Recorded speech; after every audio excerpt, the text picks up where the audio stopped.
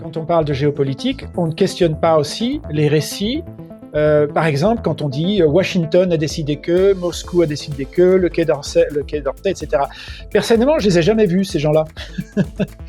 Il s'agit d'entités, on ne sait pas de qui il s'agit. Il y a probablement des humains derrière, mais j'en viens à me demander. Et donc, on crée des espèces d'entités abstraites pour construire des récits collectifs, comme ça, sans désigner finalement véritablement quelles personnes ont dit ou fait ou engagé quoi.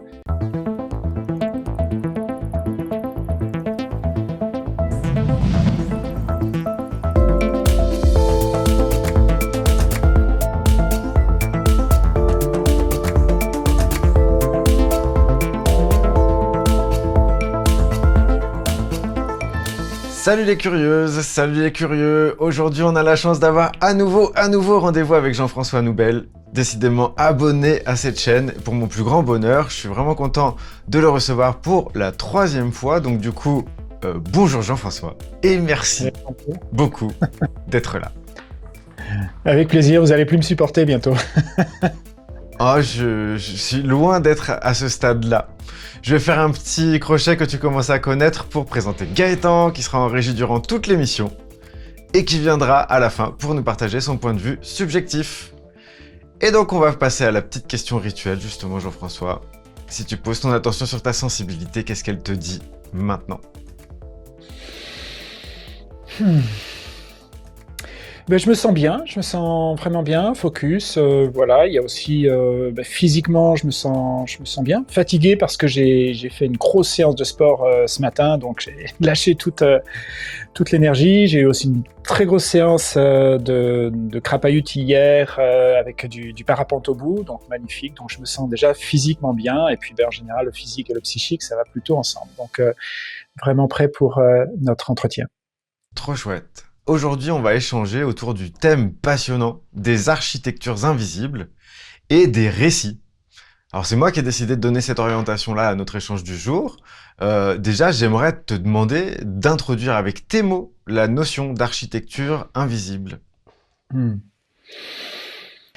Eh bien, ce terme, je l'ai eu très tôt dans mes recherches en intelligence collective. Parce que, voilà, depuis le début des années 2000 jusqu'à à peu près, quasiment pendant 20 ans, j'ai vraiment focalisé mon travail sur ce thème-là, intelligence collective en tant que discipline de recherche, à savoir donc comment les systèmes vivants fonctionnent, humains ou non humains.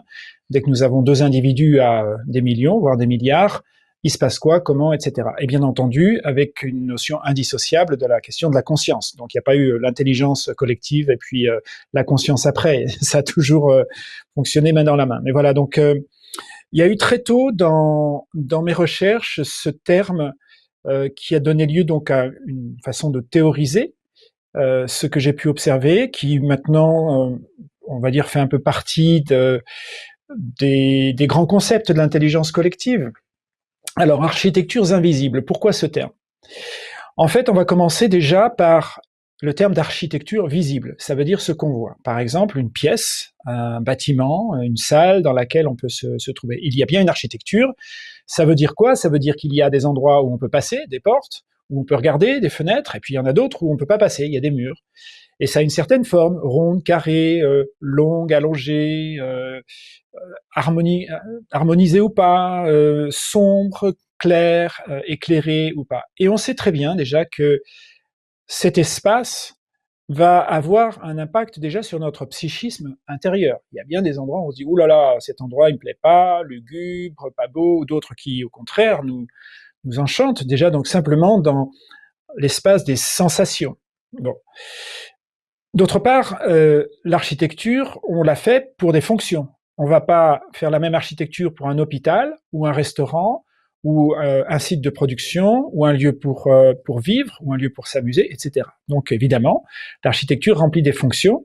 Alors ça ne veut pas dire qu'on ne peut pas, je sais pas, manger dans un hôpital ou faire du foot dans son salon ou faire la fête dans une usine. Mais fondamentalement, un lieu de culte, un lieu de production, un lieu pour manger, un lieu pour se reposer, un lieu pour se soigner. Voilà, ils ont quand même des fonctions particulières. Ça va faciliter, en tout cas, l'application de cette fonction. Ensuite, comment nous nous disposons dans ces espaces. Et là, ça devient intéressant parce que tu imagines bien, imagine 25 personnes, par exemple une salle de classe, d'accord? L'architecture classique, on a un enseignant ou une enseignante qui se met devant tout le monde, en général surélevé, et qui enseigne aux élèves qui se trouvent en rang. Bon. Ce même groupe, si on le disposait différemment, par exemple en cercle, on sait très bien que nous aurions des rapports interpersonnels tout à fait différents par la simple disposition dans l'espace. Déjà, tout le monde voit tout le monde. Si on se met en cercle, je vois absolument tout le monde autour de moi, alors que dans une disposition format salle de classe classique, non, il y a bien le professeur ou la professeure qui voit tout le monde, mais les élèves, non. On a une vision partielle des uns et des autres. On pourrait aussi se disposer en petites tables, où on pourrait isoler les élèves les uns après les autres. Donc élèves, où je peux parler en fait de n'importe quel groupe. On voit bien que la façon de disposer un groupe dans un espace, donc l'architecture, là j'entends sociale du groupe, eh bien va très largement influencer ce qui va émerger de ce groupe, ce qui va se décider, les récits aussi qui vont en émerger si ce groupe se voit évidemment plus longtemps. On peut penser par exemple aux salles de réunion dans des grandes entreprises, parfois des longues tables où on va mettre en bout de table les gens qui ont plutôt le pouvoir, ou alors à un moment une présentation à faire, etc. Et donc toutes les attentions se tournent vers cette personne qui concentre justement les flux vers elle et d'elle vers les personnes. Alors, à partir du moment où on comprend et on peut se référer à chacune de nos expériences, quand on comprend combien l'architecture physique, ça veut dire la disposition dans l'espace et la structure de l'espace autour de nous, quand on comprend bien combien ça agit non seulement sur notre psychisme, mais combien ça va déterminer ce qui va ressortir dans l'organisation des rapports interpersonnels dans cet espace, on a compris le principe de l'architecture. Ça sert à ça, l'architecture. Ça sert à, on va dire, créer des émergences particulière. Ça ne veut pas dire que ça va se passer tout le temps, mais en général, ça facilite une émergence particulière. Le format salle de classe, par exemple, doit faciliter évidemment le fait qu'une personne déverse une connaissance avec une autorité sur les élèves. On sait très bien en pédagogie que quand on commence à mettre des élèves en cercle, il se passe bien d'autres choses, notamment une plus grande autonomisation des rapports des élèves. Et si on veut faire des systèmes d'apprentissage, on va dire, autoguidés par les élèves, autodirigés par les élèves, ça va pas marcher dans une salle de classe classique. Il va bien falloir se mettre en cercle et même aussi aller dans du polymorphisme, ça veut dire à des moments se scinder en petits groupes, se reformer en cercle, parfois se mettre en rang devant quelqu'un pour écouter cette personne lorsqu'elle a une présentation à faire. Voilà, pour l'architecture visible. Eh bien, les architectures invisibles, comme leur nom l'indique, elles agissent de la même façon sur nous. Elles vont déterminer nos façons de décider, nos façons de voir le monde, les récits qui vont émerger, les rapports interpersonnels, mais on ne les voit pas et donc on ne comprend pas comment elles agissent. Sauf si, bien entendu, on développe l'habitude de ça. Alors, qu'y a-t-il comme architectures invisibles? Je vais en citer quelques-unes et puis on pourra, si tu le souhaites, entrer un peu plus dans le détail. Eh bien, il y en a une déjà dont on a un petit peu parlé ensemble, le langage. La façon dont on structure un langage, quels mots on va employer, quelle grammaire, ça veut dire l'organisation de ces mots entre eux, eh bien, va très largement déterminer des expériences psychiques intérieures, des vécus intérieurs, mais également des vécus interpersonnels et des émergences, des choses qui vont émerger collectivement dans le groupe qui partage cette langue. Je prends un autre exemple. On connaît bien finalement les codes sociaux. Si on décide que nous avons le droit de nous toucher ou pas de nous toucher, de nous regarder dans les yeux ou pas, la façon qu'on a de manger ensemble ou pas, et comment on se dit bonjour, comment on se dit au revoir, etc. Tout ça, là aussi, influence énormément notre psychisme intérieur, nos visions du monde et les émergences collectives qui peuvent arriver. Je prends un autre exemple. Les systèmes monétaires que nous utilisons, pour l'instant, nous n'en utilisons qu'un seul, qui s'appelle l'argent. Donc, comme si on avait toujours joué depuis l'enfance au Monopoly. Eh bien, ça détermine nos visions du monde, la façon dont on va construire ou faire des choix technologiques, les choix politiques, et bien entendu, tes choix, mes choix, tous les micro-choix qu'on fait dans la journée en fonction de la dynamique de cette monnaie. Il y a beaucoup de gens qui croient que l'argent, il s'agit d'une sorte d'énergie, d'unité de compte un peu neutre. Mais pour moi, ils ont complètement raté, ils n'ont pas analysé l'impact que ça a sur le psychisme, et on s'en rend d'autant mieux compte que lorsqu'on conçoit d'autres systèmes monétaires, les rapports sociaux changent. En fait, on s'aperçoit que dans un système monétaire, il y a un contrat social, il y a une vision du monde mise en dynamique entre les personnes, et donc ça fait partie des architectures invisibles. Voilà quelques exemples. Je finis sur une autre. Ce qu'on met dans notre assiette, il y a littéralement un hologramme de la société. Si tu fais attention à ce qu'il y a dans ton assiette, il y a une vision du monde, comment nous considérons le monde, ça vient d'où, a-t-on ou pas tué des êtres sensibles ou pas, a-t-on respecté l'empreinte écologique, à qui on a acheté ça, quels éléments sur la santé, sur l'environnement, etc. Eh bien, ce qu'il y a dans mon assiette, à un moment donné, il y a une vision du monde, et ça détermine, là aussi, ma posture vis-à-vis de cette vision du monde, et bien entendu, les émergences individuelles et collectives que ça entraîne. Allez, je finis sur un dernier truc qu'on connaît très bien, les lois, tout simplement. Comment on va écrire des lois? Alors, soit les grandes lois de la société, si on décide des choses comme liberté, égalité, fraternité, il n'y a pas tout à fait les mêmes émergences, même si on ne le voit pas dans l'air, on ne le touche pas, hein, mais il n'y a pas tout à fait la même émergence que si on décide que les hommes ont tous les droits sur les femmes, et que le père de famille a le droit de vie et de mort sur ses enfants, ou sur ses esclaves. Il n'y a pas exactement les mêmes rapports interpersonnels qui vont en émerger. Et je peux dire la même chose sur des micro-lois, par exemple, selon qu'on va jouer au handball, au basketball ou au football, eh bien là aussi, il y a des interactions humaines, sociales, et des formes de jeu et de situation et d'apprentissage et de vision du monde qui vont émerger de façon différente suivant le type de sport qu'on fait. Voilà, donc là on peut parler des lois ou des règles en général. Voilà pour ce premier tour d'horizon, je vais stopper là et savoir te demander comment ça te fait réagir, ce que ça produit en toi comme question, interrogation, insight. Je t'écoute. Déjà, je voudrais te remercier d'avoir mis ces mots sur mon chemin. Même si c'est pas toi qui les as formulés, le fait de les représenter, de les mettre au programme de tes prises de parole, moi, ça m'a permis de croiser juste ce mot d'architecture invisible qui a libéré tout un espace à l'intérieur de moi qui me fait considérer les choses déjà différemment. Donc en fait, rien que ces deux mots mis les uns à côté des autres, je pense que j'avais beaucoup de choses qui étaient des représentations d'architecture invisible, mais qui viennent de trouver leur nom de famille. Je sais pas comment dire ça autrement, mais donc ça met de l'ordre à l'intérieur de moi, et pour ça, je te remercie beaucoup. C'est pour ça que j'avais envie de faire un échange avec ce fil rouge-là. Parce que je trouve que, vu que je l'ai expérimenté, je sais pas si c'est censé faire pareil à tout le monde, mais étant donné que cette chaîne, elle s'adresse principalement à des gens qui vont se sentir un peu décalés, j'ai l'impression que c'est des gens dont ce concept d'architecture invisible va pouvoir être comme une sorte d'aide si jamais ils l'ont pas déjà. Parce que ça vient expliquer pourquoi on se demande pourquoi tout le monde joue au foot, quoi.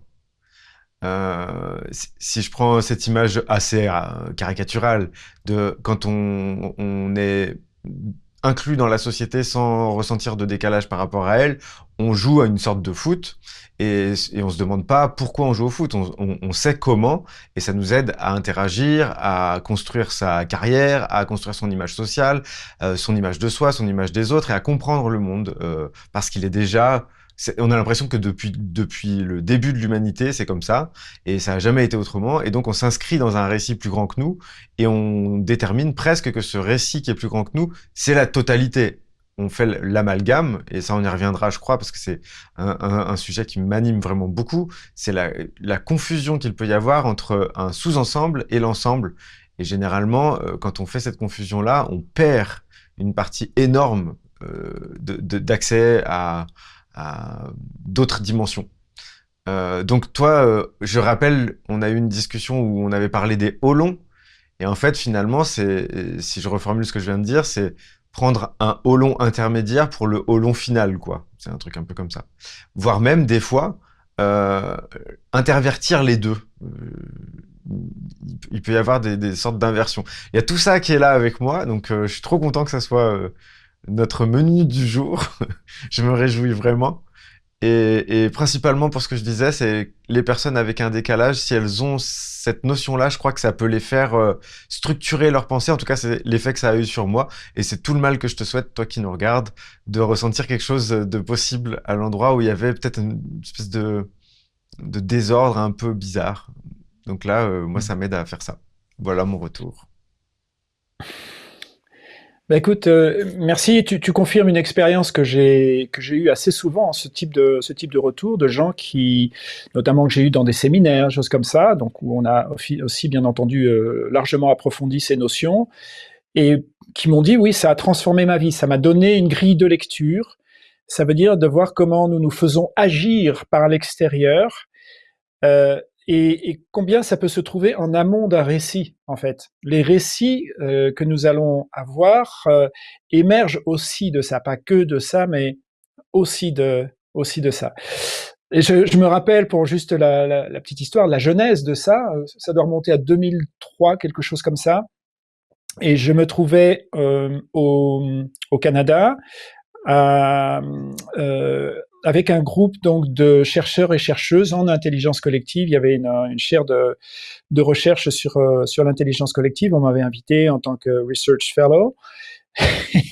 Et je me rappelle, dès le début de mes recherches, en fait, ça a commencé sur la question de l'argent. Je voyais combien la dynamique de l'argent, sa rareté, la dépendance qu'on a chacun de cet argent par rapport à cet argent structurait déjà la société. Ça lui donnait une forme.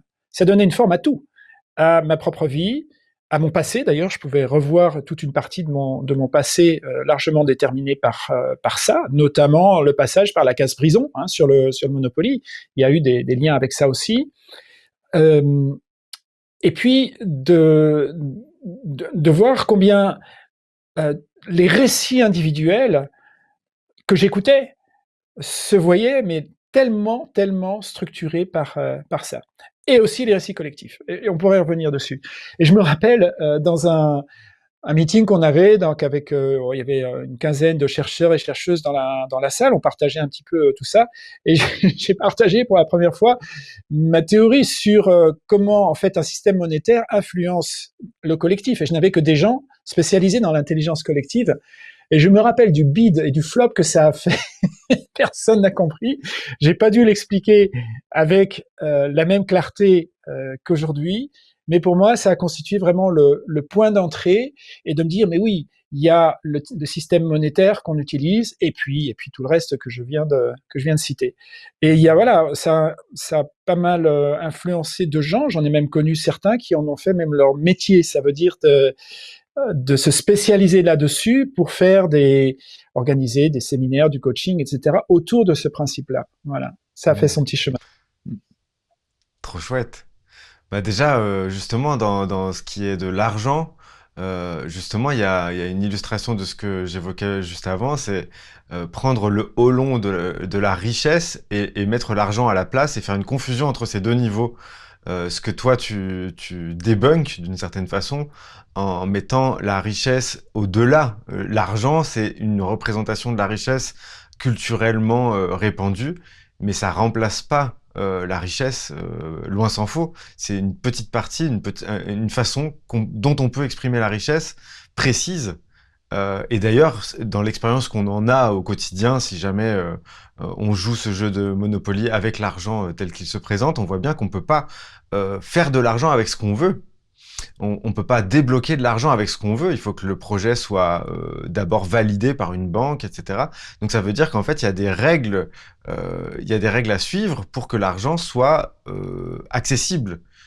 Si on joue le jeu principal, j'entends, avec avec les règles habituelles de tout le monde. Il faut aller voir un banquier, il faut lui demander la permission, et si lui, qui suit d'ailleurs les protocoles qu'on lui demande de suivre, parce qu'il n'a pas beaucoup de pouvoir, il voit qu'on respecte bien le jeu, il nous prête des sous. Mais si jamais on veut faire quelque chose qui paraît trop bizarre aux yeux des règles qui régissent ce monde-là, pour les particuliers ou pour les professionnels d'ailleurs, eh bien on se trouve à recevoir un refus et donc à pas pouvoir mettre dans le réel, à pas pouvoir traduire dans le réel ce qu'on a au fond de nous en fait.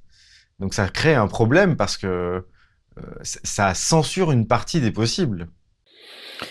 Ah ben ça, si on se met à creuser le sujet, on va voir combien effectivement ça censure une très grande partie des possibles. Non seulement ça, mais ça produit encore une fois des récits collectifs parfois effroyables et des comportements individuels, y compris ceux dont on a vraiment intériorisé, qu'on a fait sien, qui s'avèrent extrêmement aliénants. Et je le dis, je vais le provoquer un peu, mais je le dis quasiment sans jugement. Ça veut dire que probablement dans l'histoire de l'évolution, le système monétaire qu'on appelle argent, donc système monétaire, techniquement on appelle ça des monnaies rares, ont probablement fait leur job. Et maintenant, on doit passer à autre chose. Parce que là, aujourd'hui, ça devient évidemment un véritable poison, et on pourra aussi développer sur ce point-là.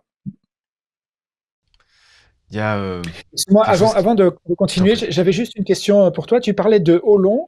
Tu pourrais clarifier ta pensée quand tu parles du haut long richesse et haut long argent. Je voudrais mieux comprendre ce que tu veux dire là-dessus. J'ai l'impression, si tu veux, que l'ensemble qu'on désigne, c'est l'ensemble richesse, et que si jamais on en fait un cercle, il contient l'argent à un petit endroit de lui, et que donc du coup, il y a une confusion culturelle qui consiste à faire passer ce petit bout Hmm. qui est une partie du grand truc qu'on appelle la richesse pour l'ensemble. Et donc du coup, à partir de ce moment-là, on peut plus penser en fait parce qu'il y a une confusion. J'ai l'impression en fait que dans cette moi, ce que ça a débloqué chez moi, les mots d'architectures invisibles, c'est le fait de pouvoir réorganiser justement euh, les hiérarchies. Je sais pas si tu dis holonique, mais un truc un peu comme ça.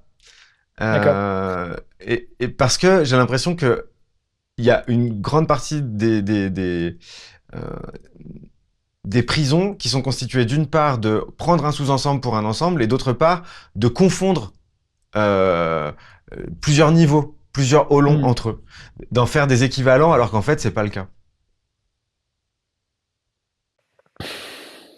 Ben, peut-être pour clarifier, en tout cas comment je vois les choses, je les vois peut-être un petit peu différemment de toi sur la richesse, et on va voir que là on peut entrer, si tu veux, dans une cartographie de la richesse, parce que ça touche à tous les travaux qui vont et qui suivent derrière sur les monnaies libres et sur la création de ce qu'on appelle des constellations monétaires. Ça veut dire vraiment des règles du jeu dynamiques et d'engagement social qui nous demandent justement de réinterpréter la richesse. Mais je ne pense pas l'avoir en tant que tel comme un haut long, parce qu'un nouveau haut long se construit quand même sur la combinatoire des hauts longs inférieurs.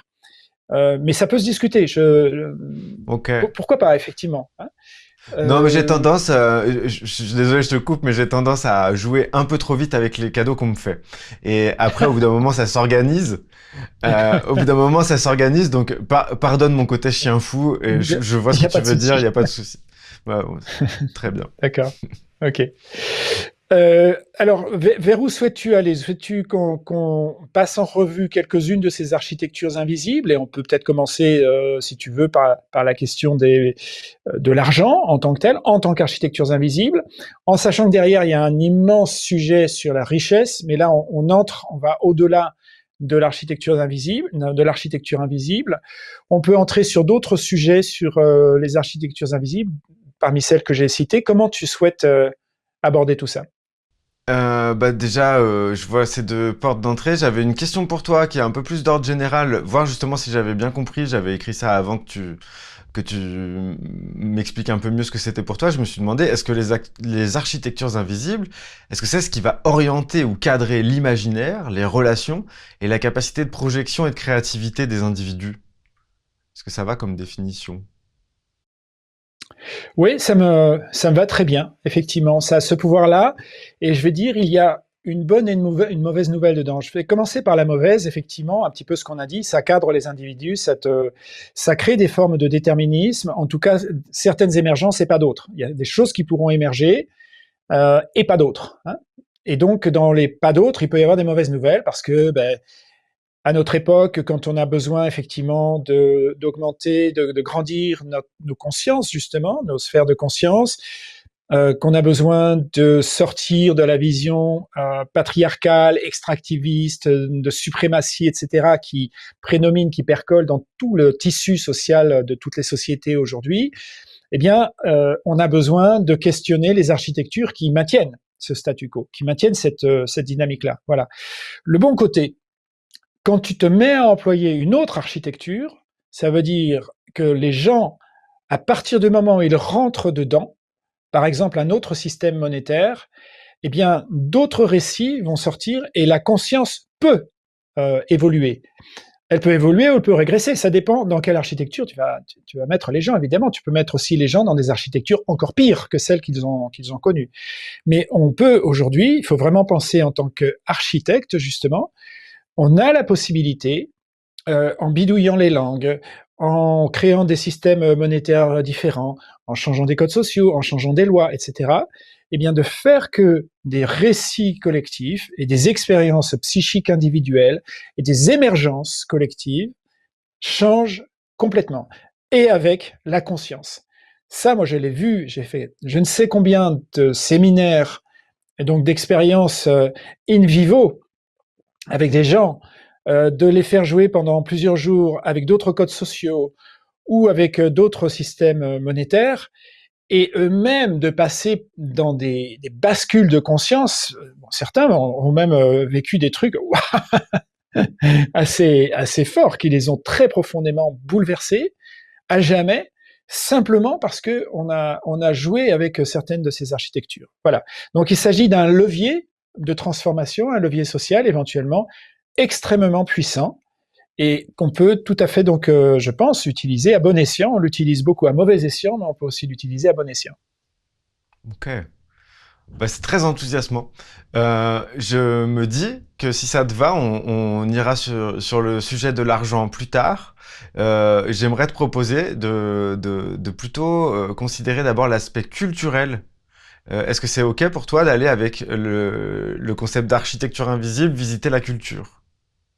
Mais très volontiers. Super. Vas-y, ouvre le bal. Ouais.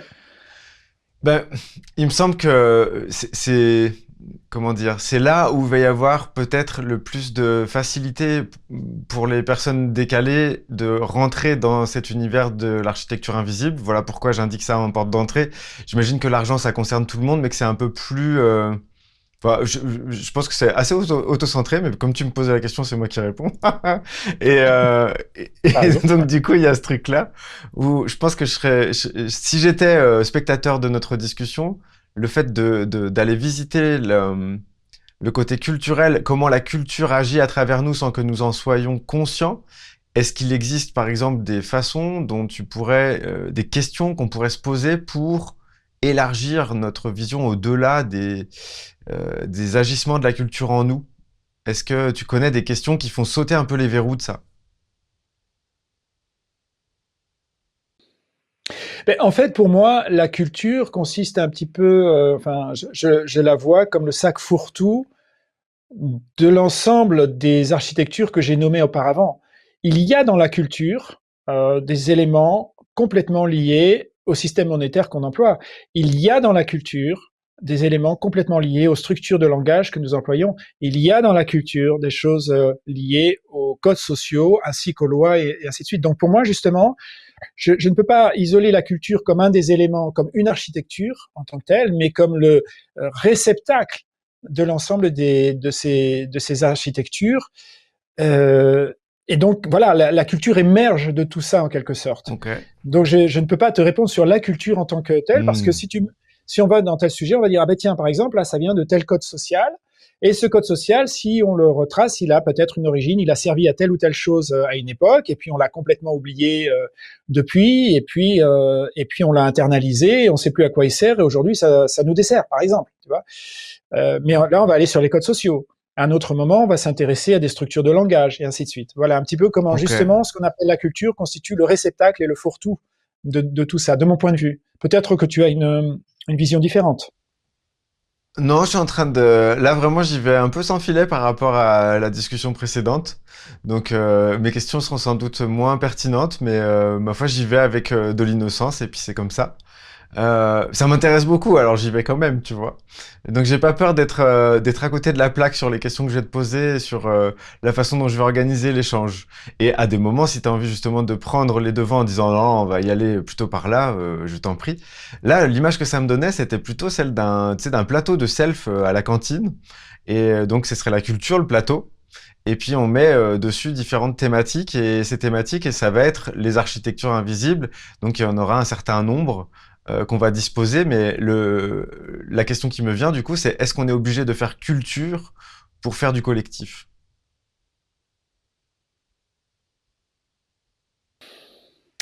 Oui, parce que je crois qu'une culture, elle émerge dès que tu as des gens ensemble. Je pense que entre ta chérie et toi, il y a une culture, quelque chose donc de tout à fait local. Et avec bientôt aussi ton petit enfant quand il saura parler, il y a une culture d'entreprise, par exemple, des gens qui travaillent ensemble et on parle de culture d'entreprise. On va aussi parler d'une culture régionale et ainsi de suite. Donc dès que nous avons des gens ensemble, ils vont commencer effectivement déjà, ils vont souvent varier, faire des variations de codes sociaux. Il y a des choses qu'on fait à la maison qu'on ne fait pas dans la rue ou qu'on ne fait pas dans l'entreprise. Hein. Il y a des choses qu'on s'autorise dans un espace et pas dans un autre, etc.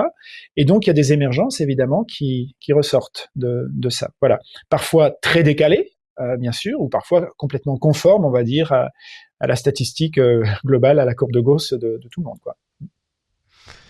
C'est intéressant parce que du coup, ça fait pour moi émerger deux notions. La notion de culture automatique, celle qui va venir sans qu'on s'en occupe, qui va s'installer de fait parce que ben il y a une interaction poussée entre deux personnes et donc du coup ou plus. Mais les habitudes ou le rendez-vous répété, etc., donnera naissance malgré le groupe à une culture particulière. Et il y a une autre façon de le penser, c'est le fait de prendre la main un peu là-dessus, en conscientisant de quoi est faite la culture en question, et en essayant de mettre en place une consultation pour que cette culture, elle appartienne au groupe, et non pas que le groupe appartienne à la culture. Tu vois ce que je veux dire? Oui, je le comprends, et je le comprends bien conceptuellement. Mais ceci dit, après, quand on se pose la question, ok, comment maintenant, comment on va aider un groupe éventuellement à construire une culture propre et qui serve ce groupe, hein, parce que on peut penser aussi à la culture, je sais pas, de l'excision des petites filles. Hein. Il y a un truc culturel hein, là-dessus. Donc, a-t-on envie de soutenir ce genre de culture? Personnellement, non. Voilà. Euh, donc, il y a toutes sortes de cultures. Mais à chaque fois qu'on va questionner une culture pour la faire évoluer, éventuellement pour la faire régresser ou l'annihiler si on estime qu'elle cause du mal, qu'elle fait du tort à beaucoup de gens et qu'elle crée beaucoup de souffrance, dans tous les cas, on va devoir se pencher sur les architectures invisibles. Donc pour moi, ça nous amène justement en amont. Alors quand je dis les architectures invisibles, ou on peut aussi y aller en force, ça veut dire par-dessus, on va contraindre les gens par la force, alors par l'action publique légale, par la guerre, par la peur. Il y a des tas de façons de contraindre les gens. Mais si on veut vraiment aller dans une ingénierie beaucoup plus fine de l'émergence, à ce moment-là, on peut aller dans les architectures invisibles. Voilà. Ça nous amène vraiment à de l'ingénierie sociale. Ouais. Oui, oui, cette notion d'ingénierie sociale, elle est présente en fond depuis tout à l'heure. Euh, je sais pas pourquoi je vais là-dessus, je vais là-dessus. Et ça, ça vient comme ça. Non, je me suis. C'est à la fois une remarque à la con et à la fois pas tant que ça. Je me suis surpris à des fois, tu vois, j'allume la radio et puis c'est l'heure du JT, enfin du JT, du journal radiophonique plutôt. Euh, et je trouve ça incroyable comme culturellement en fait, toutes les heures on nous donne les titres des trucs qu'on doit considérer comme étant importants. Mhm. Et en plus de ça, il y a un enchaînement qui est complètement ravagé du cerveau. Enfin, je comprends pas qu'on puisse... là, vraiment, quand on prend conscience que la phrase d'avant, elle finit avec le nombre de morts d'un truc qui s'est passé et que juste après, il y a les résultats du foot, sans transition. Et que c'est comme ça. Toutes les radios, c'est-à-dire même les radios sérieuses, elles vont passer de l'actualité morbide internationale aux résultats du sport. De façon totalement arbitraire, on accepte que toutes les heures, on nous donne ça, dans cet ordre-là. Et la personne, en fait, c'est plutôt ça, je suis avec la personne c'est son boulot. Toutes les heures, au micro, elle va dire ce qu'on lui dit de dire dans l'ordre dans lequel et elle va faire cette transition. Elle va avoir la parole et elle va dire donc 300 morts dont on ne sait pas encore combien il va y en avoir en plus et tout de suite Marseille se qualifie. Et, waouh, et moi je Absolument. me dis il y a une personne qui incarne ça et je me demande juste quel niveau d'hypnose il faut avoir pour Ouais. supporter de faire ça. Voilà, Hmm. c'était juste Hmm. Alors j'aime bien que tu amènes cet exemple parce que on va aller sur un truc très concret. Voilà, à ce moment-là, si j'écoute un journal télévisé ou radio, peu importe, qui nous amène les nouvelles déjà, donc voilà, première architecture en élément de langage, les nouvelles. Ça veut dire donc qu'il n'y a qu'un récit. Il se passe en même temps des dizaines de milliards de trucs dans le cosmos, chez les humains, etc. Et on a sélectionné un milliardième de pouillème de ce qu'on va appeler les nouvelles. Donc déjà, cette hypertrophie de certaines nouvelles plutôt que d'autres. Bon, première chose. Alors avec effectivement un pot pourri entre la politique, la géopolitique, l'économie et puis les résultats du foot, par exemple. Voilà. Très bien, tout ensemble. Donc génocide à Gaza et puis Paris OM, tel résultat. Bah, super. Bon, donc ça tu l'as bien mis en place. Mais il n'y a pas que ça. Euh, je vais m'intéresser aussi encore à des architectures de langage, par exemple d'écouter les journalistes, mais aussi les invités, nous dire dans nos pays démocratiques, par exemple, sans questionner le simple fait de savoir si nous existons véritablement dans des démocraties, avec en toile de fond le fait qu'on n'ait jamais questionné l'idée qu'on élit des maîtres. On met un bulletin de vote pour élire des gens qui vont voter des lois pour nous. Qu'on m'explique où se trouve la démocratie dans cette histoire-là. Ça veut dire qu'on on regarde en fait un match de foot. C'est-à-dire quand j'écoute les nouvelles, les news, entre guillemets, je m'observe en train de voir un match de foot, c'est-à-dire de gens qui ailleurs, que je ne connais pas, que je ne rencontrerai jamais, que je n'ai pas élu, avec qui j'ai pas d'interaction, et qui décident pour moi. Éventuellement, qui ont un droit de vie et de mort pour moi. Hein, notamment de pouvoir déclencher la guerre, etc. Moi, ça me terrifie qu'un seul mec, en France ou ailleurs, décide de pouvoir enclencher une guerre, par exemple. Voilà. Donc, déjà, il y a ce manque de recul, et on voit les architectures du langage, comment il y a des sortes de novlangues actives, et qui disent en fait exactement le contraire, ou des choses extrêmement déviées, ou en dehors du champ sémantique en fait de ce que le propos devrait dire. Ensuite, il y a bien sûr toute la notion de géopolitique. Quand on parle de géopolitique, on ne questionne pas aussi les récits. Par exemple, quand on dit Washington a décidé que, Moscou a décidé que, le Quai d'Orsay, etc. Personnellement, je les ai jamais vus ces gens-là. Il s'agit d'entités. On ne sait pas de qui il s'agit. Il y a probablement des humains derrière, mais j'en viens à me demander. Et donc, on crée des espèces d'entités abstraites pour construire des récits collectifs, comme ça, sans désigner finalement véritablement quelles personnes ont dit ou fait ou engagé quoi. Et on en fait des sortes d'ensembles flous, parce que désolé, mais Moscou, ça ne veut rien dire, ça ne représente pas une administration, ça ne représente pas une entité politique, etc. Alors ça doit représenter, je sais pas, le gouvernement, oui, mais quel gouvernement et qui a décidé au gouvernement? Alors, je peux dire la même chose pour Paris ou Washington, ou etc.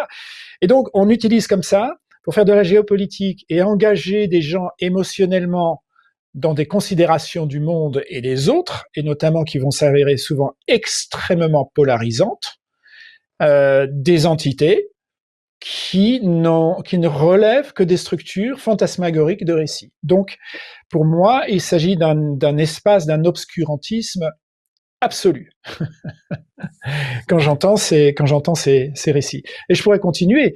On peut parler évidemment aussi de quand des gens parlent d'économie.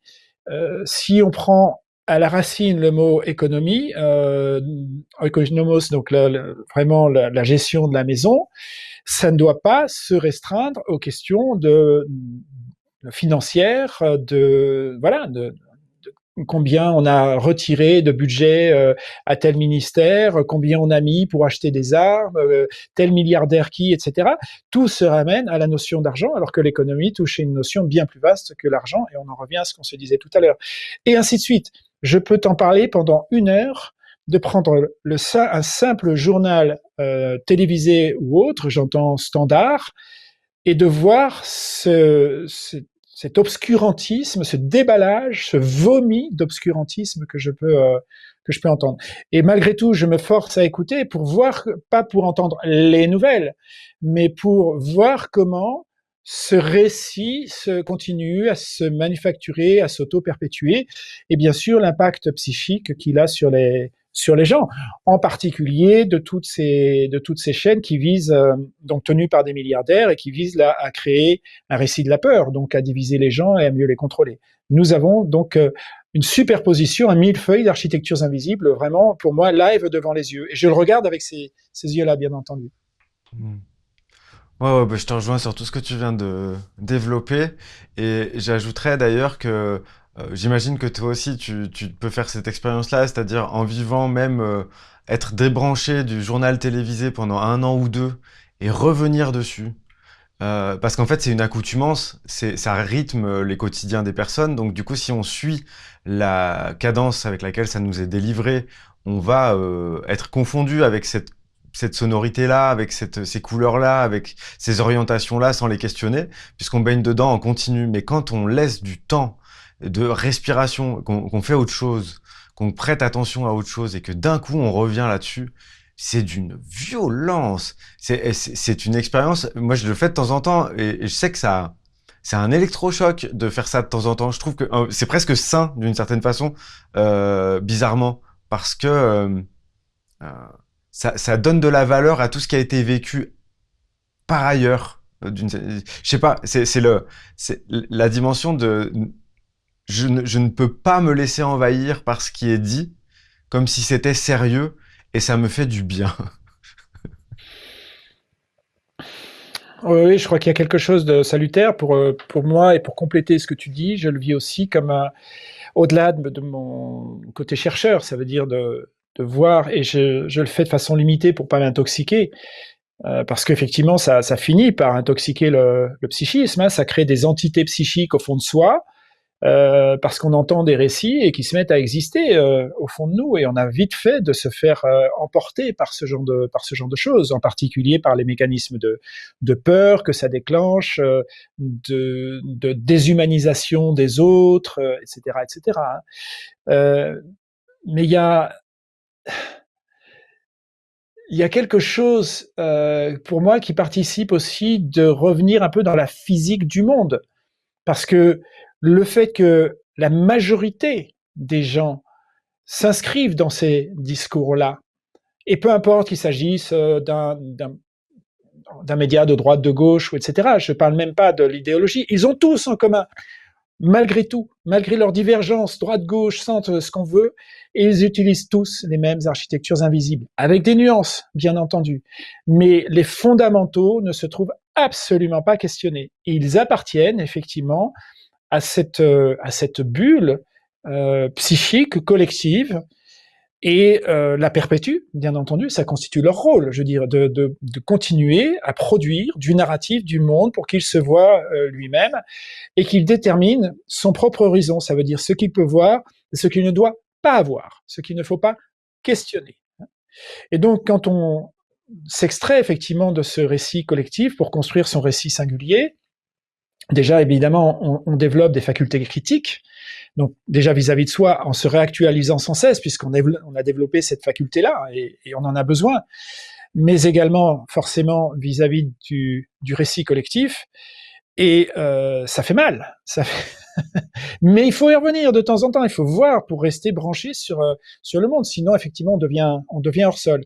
Ça veut dire, si on se dit comment je vais vivre, non pas dans le monde, mais avec le monde, comment je vais développer le plug, hein, le branchement, comment je vais me brancher avec ce monde pour interagir avec. Et là, on a besoin de connaître cette physique-là. J'ai besoin, je dois, de manière pratico-pratique, comprendre comment les architectures invisibles opèrent chez les gens, la plupart des gens que je croise, et monsieur et madame tout le monde, pour pouvoir interagir avec ce monde-là. Et si j'ai envie de contribuer à ma façon à son évolution, comment je vais faire pour ne pas me trouver enfermé dans les petites cages qu'il impose et les mécanismes de peur, et pouvoir quand même, malgré tout, devenir une force de proposition, déjà par ma seule incarnation. Ça veut dire au moins le faire moi-même, ça commence déjà là, quoi. Comment tu vois ça, toi? Pour moi, il y a un truc qui résonne avec la culture. Je me demande. En fait, c'est ça ma question par rapport à la culture. C'est si on confond culture et réalité.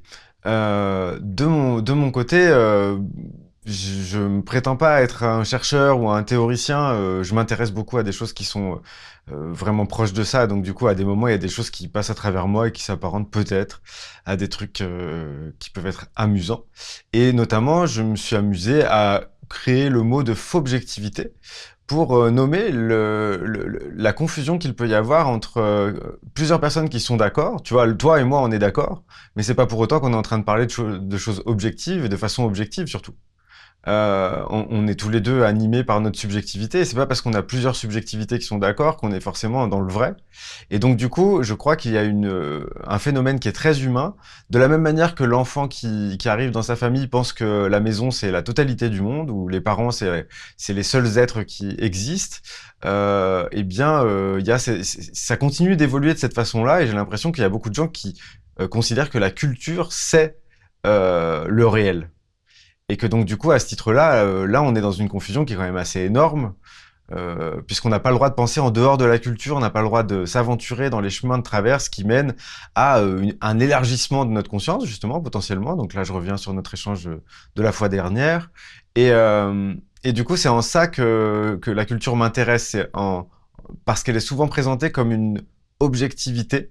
C'est-à-dire que justement, si on en revient au journal télévisé, quand ils vont dire les rebelles et pas du tout questionner le fait qu'ils appellent ces gens-là les rebelles alors que peut-être de l'autre côté ils sont appelés autrement, c'est vraiment quelque chose qui est décrété comme étant le réel et qui ne correspond qu'à un point de vue finalement embrassé par la majorité.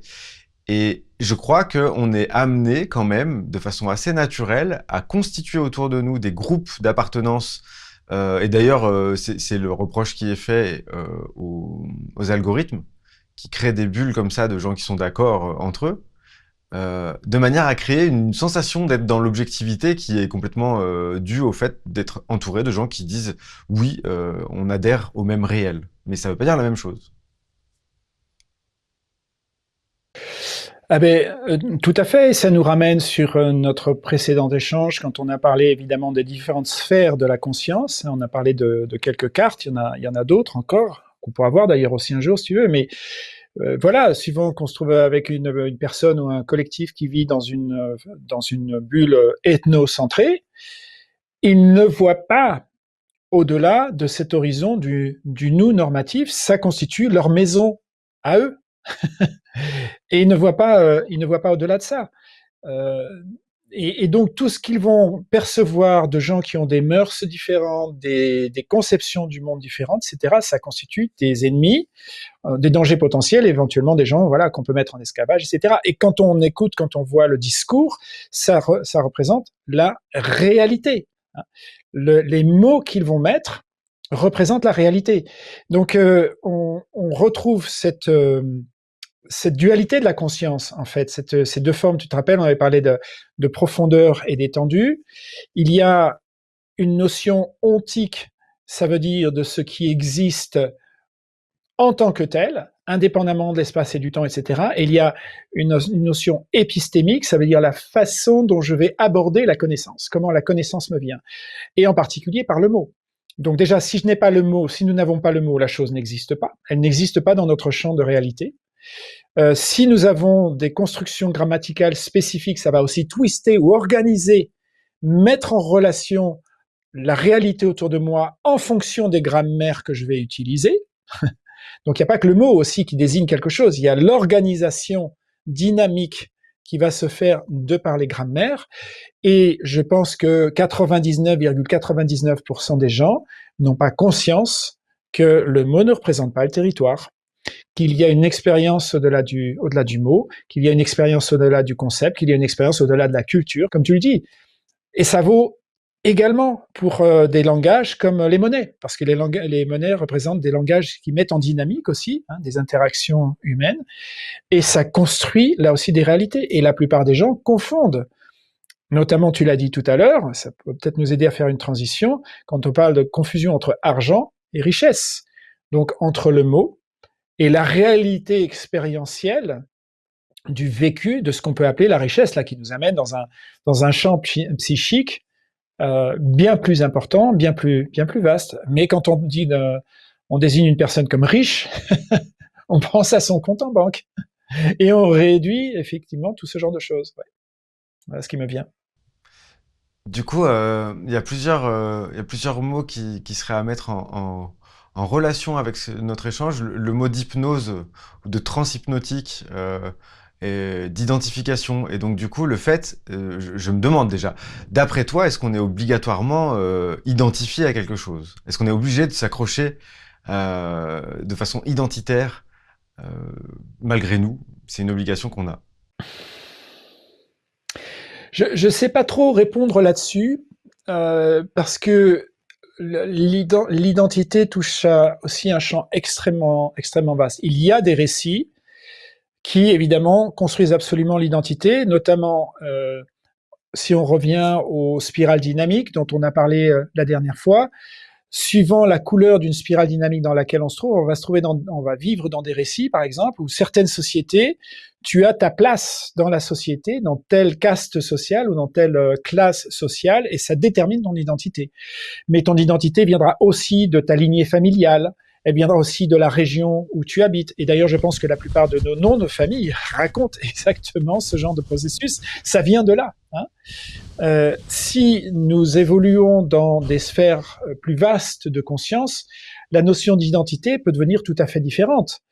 Personnellement, je ne me vis absolument pas, mais pas du tout, de façon identitaire à une nationalité, à une origine géographique, à une lignée familiale. J'ai totalement déconstruit ça. Pour autant, si tu vas sur mon site internet, je me définis comme terrien open source. Bon, il y a peut-être aussi quelque chose de l'ordre d'une identité, mais d'une identité qui s'inscrit dans un récit et dans une trame différente de celles d'autres formes de conscience qui ont existé ou qui existent encore aujourd'hui. Voilà, donc j'ai pas trop de réponses au-delà encore une fois, de la conscience. Toutes les sphères de conscience ont-elles besoin d'identité, ou alors faudrait-il utiliser des mots différents suivant qu'on évolue d'une sphère de conscience à une autre? Ça peut se discuter. Hmm. En fait, c'est c'est questionner l'obligation que l'on a d'être confondu avec les valeurs qu'on défend, les groupes auxquels on appartient, la vision qu'on a des choses, les idées qu'on a, les émotions qu'on ressent, etc. Tout ça, il y a des possibilités de passer des moments de désidentification ponctuelle, mais j'ai l'impression que notre vie d'humain va avec une nécessité d'identification qui peut être plus ou moins large en fait. Moi j'ai l'impression que, en tout cas ce que nous échangeons tous les deux, pour moi, ça m'aide à m'identifier plus large. Mais j'ai pas l'impression que ça désenclenche ce processus d'identification. Je donne un exemple de ce que j'avance en disant en fait, pourquoi j'amène ça au milieu de la conversation, c'est les architectures invisibles, elles restent invisibles pour peu qu'on soit identifié. Je donne encore un exemple Mhm. de foot. Quand les personnes disent on a gagné alors qu'ils étaient en tribune en train de boire des bières, juste parce qu'ils sont supporters de l'équipe, mais l'équipe, elle, qui entend le nombre de supporters, va jouer différemment. Donc effectivement, il y a une partie de la réalité où on peut regarder que effectivement ils font partie de l'équipe, que s'il n'y avait pas de supporters, il n'y aurait pas d'argent pour le club et il n'y aurait pas de joueurs et il n'y aurait pas de match, il n'y aurait pas de stade. Donc du coup, il y a tout un tas de trucs qui font que oui, effectivement, on peut dire ça, mais j'ai l'impression que quand ils disent on a gagné, il y a aussi un phénomène de c'est comme s'ils avaient fait le match alors que bon, c'est pas vraiment ce qui s'est passé. Donc c'est un exemple assez caricatural une fois de plus, mais pour illustrer le fait que quand on est confondu identitairement avec quelque chose, quand on ne peut pas supporter qu'on nous désidentifie. Donc c'est-à-dire si je vais dire à un supporter de foot, moi franchement je m'en fous, ton club comme un autre c'est pareil, lui il va réagir très fortement à l'endroit où c'est comme si je lui marchais sur le pied. Parce que c'est limite des sensations physiques à l'endroit où on est très identifié à quelque chose et où ça constitue une part importante de notre rapport au monde. On va ressentir presque une douleur physique à l'endroit où on nous enlève l'importance que ça a, où on contredit notre réalité et où on va derrière et on dit, tu vois, c'est plus large que ça. Et ça peut être hyper violent, d'une certaine façon. Ah ben, le point commun, alors là, tu vois, par exemple, je crois que les exemples que tu as donnés nous ramènent à des consciences plutôt ethnocentrées. Mon club de foot ou ma nationalité, et donc les notions d'appartenance à ce groupe-là, si tu veux. On peut probablement voir dans toutes les formes d'identité, y compris celles qui se trouvent dans des formes de conscience plus vastes, en tout cas une notion du repérage de soi dans un espace. Hein. Et cet espace peut se faire sur de l'appartenance ou peut-être des types de liens ou de relations qu'on peut avoir avec les autres éléments de cet espace. Et donc, ça donne une sorte de positionnement, de coordonnées X, Y, Z, en quelque sorte, par rapport à cet espace. Maintenant, quel espace? Effectivement, alors là, on peut faire les exemples, il y a pléthore d'exemples. Tu as donné l'histoire du club de foot. Je t'ai trouvé bien gentil quand tu disais marcher sur le pied. Je pense que parfois, il y a des réactions un peu plus épidermiques que simplement marcher sur le pied. Et, et, le, et même sans forcément avoir une interjection avec quelqu'un, le simple fait d'exister en proximité de quelqu'un et que ton récit identitaire se trouve différencié de celui de l'autre peut générer des réactions très fortes. Je vois par exemple combien il y a aujourd'hui des réactions qui peuvent s'avérer d'une violence vis-à-vis des personnes véganes, des gens qui prônent de la non-violence, qui n'attaquent pas les autres, euh, enfin, et de voir combien ça peut générer, mais une virulence absolument incroyable. Simplement parce qu'il y a des notions identitaires aussi qui viennent se mettre en jeu. Voilà. Et puis, bah, tous les discours qu'on entend, bien entendu, sur les chaînes, en particulier les chaînes en continu, hein. Alors là, je veux dire, les architectures, les récits, en tout cas, sur les notions d'identité, là en quoi, justement, l'architecture invisible du langage détermine, là aussi, des, ça va tellement constituer les actions, les vécus psychiques et les émergences collectives avec une force absolument incroyable. Tout à fait. Bah, ça me donne envie de répondre plusieurs choses. À l'endroit où notre simple existence dans un autre récit identitaire très différent des personnes qui nous entourent, bah, c'est le phénomène du bouc émissaire qui va se mettre en place, à savoir justement ça va être très virulent parce qu'en fait ça va être rejeté par le groupe, de façon presque, je sais pas comment expliquer ça, mais c'est évacuer la possibilité de se connecter émotionnellement à la personne différente, célébrer le mimétisme du groupe en rigolant et en disant bon ça je connais. C'est quelque chose qui m'est arrivé vraiment très souvent. Donc des fois, on sert de fusible pour ressouder le groupe quand on est différent, et ça se passe très vite, de façon très très radicale, et ça redonne des couleurs au groupe parce que ça redonne un extérieur au groupe, et donc il peut à nouveau sentir la circulation énergétique augmenter, j'ai l'impression, dans ces moments-là. Donc ça renforce, il y a une sorte de renforcement du groupe dans les moments où les différences sont trop dures à encaisser pour un de ses membres. T'as tous les autres qui vont venir le secourir pour vraiment fermer le cercle, la personne bizarre de l'autre côté et dire nous on est en groupe. Hein. Ce phénomène-là, il est quand même assez récurrent, je trouve. Si j'avais à cœur de te poser cette question, je me dis, tu vois, sur cet échange, je pars avec moins d'armes que sur les échanges précédents, je crois. J'ai moins bossé mon sujet. Je veux savoir, ça me paraît vraiment essentiel de savoir comment c'est pour toi. Est-ce que c'est stimulant? Est-ce que c'est toujours les mêmes questions qui reviennent quand on n'y connaît rien? Est-ce que tu t'ennuies ou est-ce que ça va? T'es avec moi? Non, je ne peux pas m'ennuyer avec toi, Mathieu. Euh, j'ai l'impression, si tu veux, qu'on part peut-être un petit peu dans des généralités sans avoir vraiment attaqué le sujet des architectures Ok, invisibles. Et peut-être on ira dans le dur, puisque tu voulais, hein, si tu voulais qu'on aille sur les architectures invisibles, on ira peut-être un peu plus dans le dur quand on aura abordé un ou plusieurs sujets. Sinon, on reste un petit peu peut-être dans ok. la conversation des généralités. Bah oui, la constitution, par exemple, de l'identité du groupe par un mécanisme d'opposition et de rejet, eh bien Montaigne en parlait déjà, Bourdieu a bien développé le truc, Michel Foucault totalement dans son Surveiller et punir, etc. Et on peut y aller.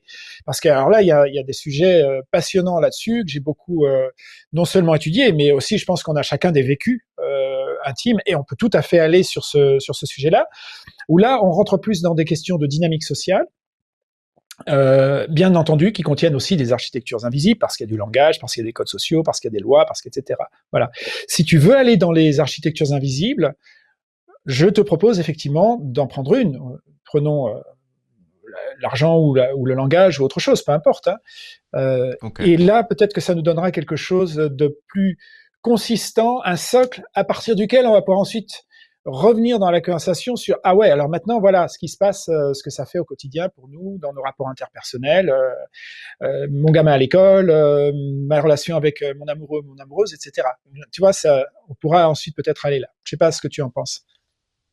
Mais j'entends ce que tu me dis, je te remercie de justement, c'était ma demande de repréciser un petit peu où t'es, toi qui a vraiment euh, de la bouteille dans ces sujets-là, et moi j'en ai pas, donc du coup c'est vrai que je suis resté un peu en périphérie.